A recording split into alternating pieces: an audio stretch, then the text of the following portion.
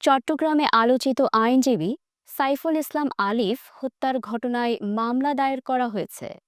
এই মামলায় ৩১ জনকে আসামি করা হয়েছে। অজ্ঞাত আসামি করা হয়েছে আরও ১০ থেকে ১৫ জনকে। শনিবার সকালে চট্টগ্রামের কোতলিয়া থানায় এ হত্যা মামলা দায়ের করেছেন সাইফুল ইসলাম আলিফের বাবা জামাল উদ্দিন।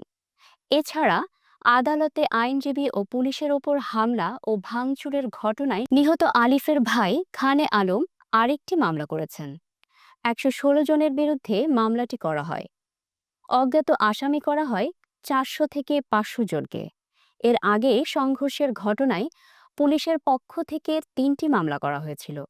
মামলার আসামিরা হলেন নগরের কোতোয়ালি থানার বান্ডেল রোড সেবক কলোনি এলাকার বাসিন্দা চন্দন, আমানবাস, শুভকান্তি দাস, বুঞ্জা, রণব, বিধান, বিকাশ, রুমিত দাস, নয়ন দাস, গগন দাস, বিশাল দাস, ওমকার দাস, বিশাল, রাজ কাপুর, লালা, সামির, সোহেল দাস, শিবকুমার, বিগলাল, পরাশ, গণেশ, ওম দাস, পপি, অজয়, দেবীচরণ, দেব, জয়, দুর্লভ দাস, রাজীব ভট্টাচার্য প্রমুখ।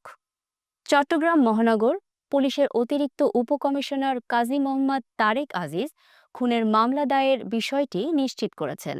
প্রসঙ্গত, গত মঙ্গলবার রাষ্ট্রদ্রোহ মামলায় গ্রেফতার হওয়া সম্মিলিত সনাতনী জাগরণ জোটের মুখপাত্র চিন্ময় কৃষ্ণ দাস ব্রহ্মচারীর জামিন নামঞ্জুর করে আদালত। তাকে কারাগারে পাঠানোর জন্য প্রিজন ভ্যানে তোলার পর হাজারের বেশি অনুসারী প্রিজন ভ্যান আটকে বিক্ষোভ শুরু করেন। পরে পুলিশ, সোয়াট, বিজিবি লাঠিপেটা করে ও সাউন্ড গ্রেনেড ছুড়ে বিক্ষোভকারীদের ছত্রভঙ্গ করে দেয়।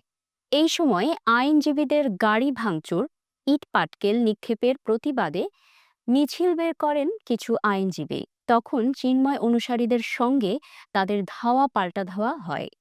এই সময় সাইফুল ইসলাম আলিফকে কুপিয়ে ও পিটিয়ে হত্যা করে চিন্ময় অনুসারীরা।